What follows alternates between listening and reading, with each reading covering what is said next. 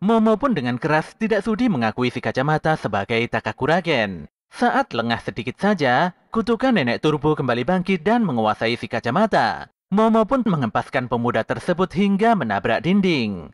Disinilah Momo membuat aturan kalau si kacamata tidak boleh menggunakan nama Takakuragen. Oleh karena itu, Momo memanggil si kacamata dengan nama Okarun karena pemuda itu menyukai hal yang berbau okultisme. Tanpa terasa waktu sudah pagi hari saja. Momo pun mengajak Okarun pergi ke rumahnya. Tapi saat hendak memasuki gerbang rumah, tanpa diduga tubuh si Okarun tiba-tiba terbakar hebat. Ternyata yang menyebabkan insiden ini adalah sebuah jimat penghalang yang dipasang neneknya tepat di batas pilar gerbang depan. Setelah melepas jimat penghalang itu, Okarun pun bisa memasuki halaman rumah tanpa terbakar lagi. Momo lantas mengganti baju dan memberikan sebuah jaket untuk Okarun. Tapi sebelum itu terjadi perdebatan lagi di antara keduanya, di mana Okarun memastikan kalau ternyata burungnya benar-benar hilang karena dicuri oleh si nenek turbo. Walau sering bertengkar dengan Momo, tapi Okarun tidak bisa melepaskan kesempatan untuk berbicara dengan Momo. Okarun menyadari kalau dunia Momo sangat berbeda dengan dirinya. Okarun pun meminta maaf karena sudah menyeret Momo ke dalam masalah berbahaya seperti ini. Jika nanti masalah ini selesai, Okarun tidak masalah jika Momo mengabaikannya kembali. Sikap Okarun yang seenaknya sendiri justru membuat Momo semakin sebal. Okarun tidak memiliki teman karena dia sendirilah yang menutup diri dari pergaulan. Keduanya langsung terdiam setelah mendengar suara bel di depan rumah. Momo meminta Okarun diam, karena dia belum pernah mendengarkan bel seperti ini. Kondisi pun semakin runyam setelah Momo menyadari kalau jimat penghalang di depan rumah telah dilepaskannya tanpa memasangnya kembali. Keduanya pun jelas panik. Saat ini yang ada di pikiran Momo hanyalah mengembalikan jimat di tempat yang seharusnya sesegera mungkin.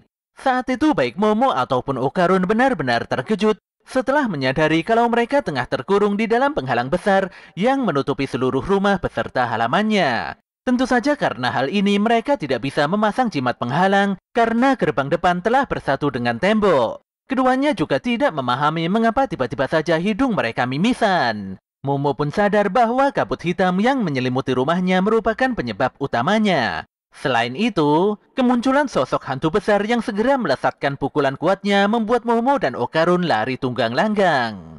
Setelah memasang kuda-kuda, sumo itu pun melepaskan asap hitam beracun dari mulutnya. Sayangnya Momo tidak bisa menggunakan kekuatan psikisnya dengan benar jika dia juga harus menahan kutukan Okarun. Disinilah Okarun tidak memiliki pilihan lain selain bertarung. Pemuda itu pun meminta Momo untuk melepaskan kutukan di badannya, tapi tidak dengan kepalanya. Saat itu juga Okarun berubah menjadi sosok baru dan menyelamatkan Momo. Okarun pun merasa bersemangat dan kekuatannya nampak meluap-luap, walau kepribadiannya terlihat sangat kacau balau.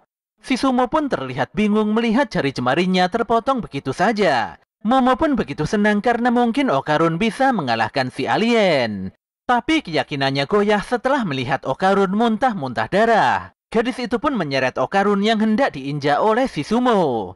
Okarun lantas meminta maaf karena tubuhnya tidak bisa mengimbangi kekuatan kutukan nenek turbo. Setelah memandangi si sumo dengan seksama, Momo mulai sadar kalau si sumo akan kalah jika tangannya menyentuh tanah. Momo pun meminta Okarun untuk mengincar kaki si sumo, sementara dirinya sendiri akan menggulingkan makhluk itu dengan kekuatan psikisnya. Okarun pun berhasil menghancurkan kaki kanan si sumo dan membuat alien tersebut menyentuhkan tangannya di tanah. Sayangnya si sumo masih bisa bertahan dan berdiri di atas tumpuan kakinya sendiri. Saat itu juga si sumo langsung mencengkeram Momo dan menghempaskannya dengan pukulan yang sangat keras.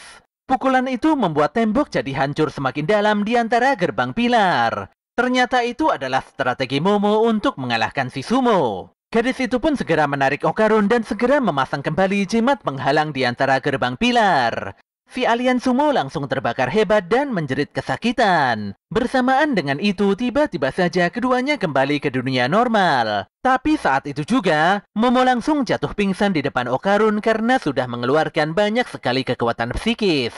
Detik itu juga Okarun kembali berubah menjadi nenek turbo dan dia siap melahap Momo yang nampak benar-benar tidak berdaya.